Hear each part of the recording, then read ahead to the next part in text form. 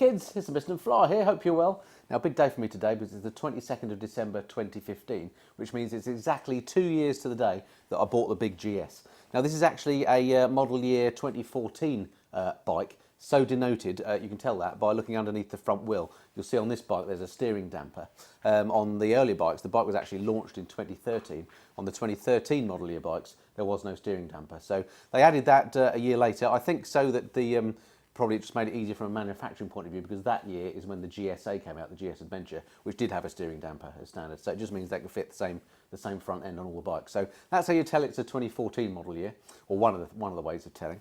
Anyway, I've had a great time on the bike since then. I've mainly done touring in the UK on it. I've been all over the place. I've been to Wales. I've been to the Cotswolds. I've ridden around Norfolk. I've done the Peak District. I've done the Lake District.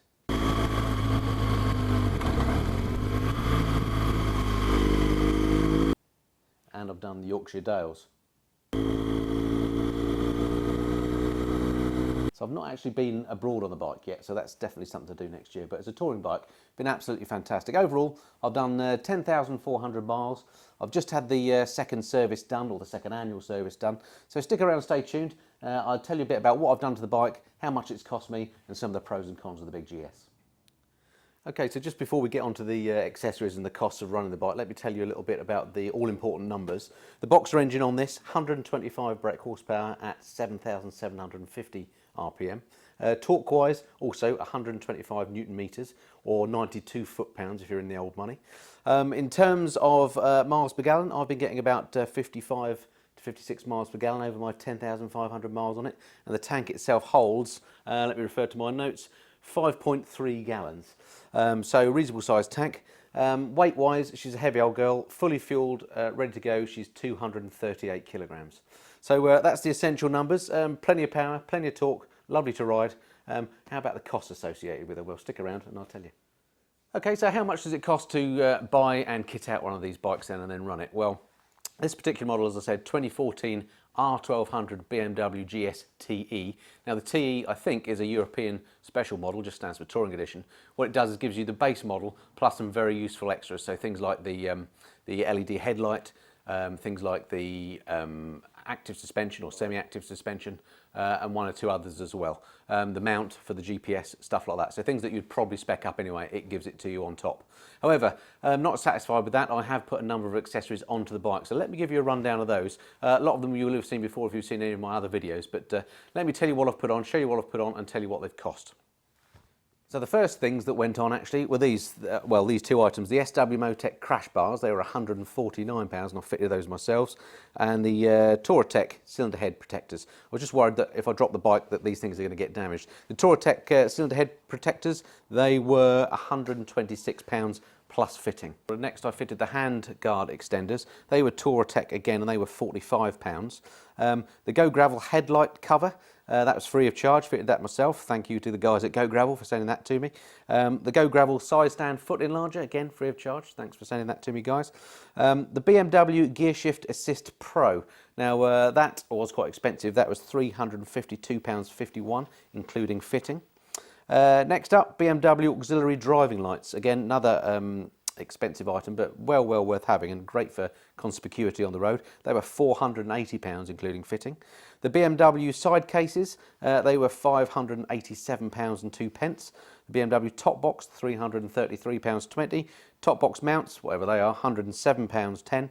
The top box inner bag, £84.80. The side case inner bags, £169.61. The Wunderlich hugger at the back, £169. The BMW Navigator 5, the fantastic sat-nav that you can fit onto the TE model using the fitting that's already there as part of the bike, that's £610 and a penny. The MRA Vario screen, fantastic addition. I've had these on a number of bikes. That was a bargain, £89, and I fitted that myself.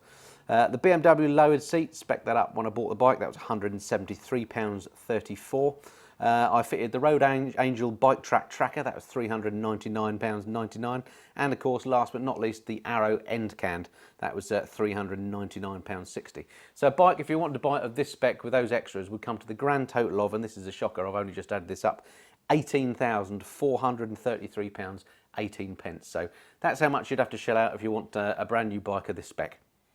Okay, so accessories are all very well, I hear to say, but they're just nice to have, really. What about the things you have to pay for? What about consumables and on-the-road costs? Well, consumable-wise, I've got through one rear tyre. This is the Conti Trail Attack tyre, which was fitted as original equipment on the bike. I paid £149 for a new one of those to be fitted, and that I did after 7,578 miles. So 7,500 miles on a rear tyre that's done a lot of touring and motorway work. I think that's pretty good, so pleased with that. What I wasn't so pleased with, though, was after 5,250 miles on the first annual service, I had to have the rear brake pads replaced, and they cost me £64.34 fitted. So consumables have just been the tyre and the brake pads, not too much. Okay, the other annual cost then, insurance, difficult to tell because I have this on a multi-bike policy now with my Honda CRF. And for the two bikes, fully comprehensive, 3 years no claims bonus, lock, garage, alarms, all that sort of stuff. I pay £180 per annum insurance, so insurance really isn't that expensive, so quite pleased with that. Tax, £81 per annum, same for any 500cc bike in the UK or above. There's a subscription for the tracker, £99 per annum. The initial service at 600 miles, that cost me £293, which I thought was quite steep. That's the one you do after running in, so really an oil change and a check everything's tight. £293 at a dealer. The first service, £350.97, and the second service, which I've just had, which included checking the valve clearances, that was £363.07. So quite expensive on the servicing front. That's all done at a BMW dealer because, of course, it was under warranty until today. So I may change that next year and go to my favourite independent man for servicing, save a few bob there. So if you look at the running cost per annum, excluding fuel, I've spent £970.52 running this bike, so excluding fuel. So it's £1,000 a year to keep the thing on the road. So after 2 years of ownership of the BMW GS, what do I think? Have I had anything go wrong, stuff that surprised me? Well, no major problems really. I've had two minor problems with it. First one, which was fixed under warranty, was the little locking barrel for the GPS where that fits on the mount. That used to stick and come out and was a bit naff, so that got replaced on the first service under the warranty, as I say, so that was fine. And then the only other thing is some of the switchgear can be a little bit sticky, can stick in a pressed in position. I've talked before about the switchgear on these, not very good. A little bit of WD fixes that, but again, not great for a premium bike. So I'd encourage you to have a look at some of my previous reviews I've done on this bike for more about the riding characteristics and so on. But in summary, the things I like about the bike, first of all, the comfort. The thing is supremely comfortable. Lovely bike to ride, all day long comfortable, motorway cruising, great for the cross-continent stuff, and I'll try that out a bit next year. The engine, I love it. It's tractable. It's got loads of grunt. It'll drive off in fourth gear, you know, from low speeds. You can abuse it and it never complains. It really is a lovely engine. GPS control, I've talked about that before, the way you can control it from the handlebars. Again, lots of the bigger BMWs are getting that feature now, but I love that. I don't know why other bike manufacturers don't do that. That's a real cool thing with a bike. It's practical, it's loadability, if that's a word. I love the fact that you can load the thing right up with the panniers. It's got cavernous carrying capacity. It handles absolutely lovely when you've got weight on board, no issues there at all. I do also love the dealer service, although it's expensive. You do get looked after at BMW dealers, so the reputation for those is quite correct in my experience. They're great guys. I get this looked after down at Barnstormer in Maidenhead, and can't speak highly enough of them. Great service from those guys, but at a cost. The other thing I like about it is the suspension. It has the electronic suspension, as I mentioned earlier, but it gives you a very smooth ride, as you'd expect. It really is, there's no harshness. You can change it on the fly. If you want it hard for some sporting riding, you can do that. If you want it really soft, you can do that. Love the suspension on the machine. The ABS and the traction control, completely inobtrusive, lovely safety features. The traction control, I've seen the light flicker on once or twice. The ABS, I don't think I've ever seen the light come on, but so I've never had any calamities, touch wood. So they seem to be doing a great job. Love those. I love the suspension type on it. It's got the telelever suspension on the BMW, and I love the fact that when you brake hard, it doesn't dive into the corners. That's a really good feature of the telelever and the power lever suspension. And the other thing is, it's got a really light clutch as well, which I really like. So again, on a long journey, or if you're in traffic or filtering or whatever, using the clutch is a joy. So there's some of the things that I've thought about since my last review that I really enjoy on the bike. Some of the things I don't like, I suppose, over time. The main thing really, and this is a bit of a silly one, is the image of the bike.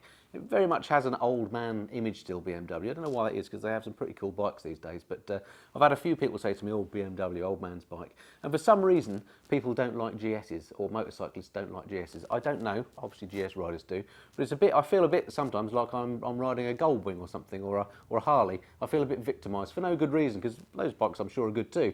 And the GS certainly is a good bike, and that's why it's popular. But there does seem to be a bit of an image feeling with it. The sort of wannabe Ewan and Charlie thing still surfaces occasionally. People think you're a bit silly having an adventure bike but not going around the world, that sort of thing. So that troubles me a little bit. The other thing I don't like about it is cleaning it. As you may know, I'm pretty anal about cleaning my bikes. I like to keep them nice and clean, and I like to keep them in good order. This is the worst bike I've ever had for cleaning. All these little fiddly areas to do. Absolute nightmare. What I would say though is with good care, with ACF 50 I do twice a year through the winter, and then regular cleaning. She actually stands the test of time. 2 years old, and honestly, this looks as good to my eyes as a brand new bike. If you put this in the showroom, cleaned it up a bit more, stick it in the showroom, there's no corrosion anywhere, the nuts and bolts are all shiny. It's really quite good in terms of robustness over time.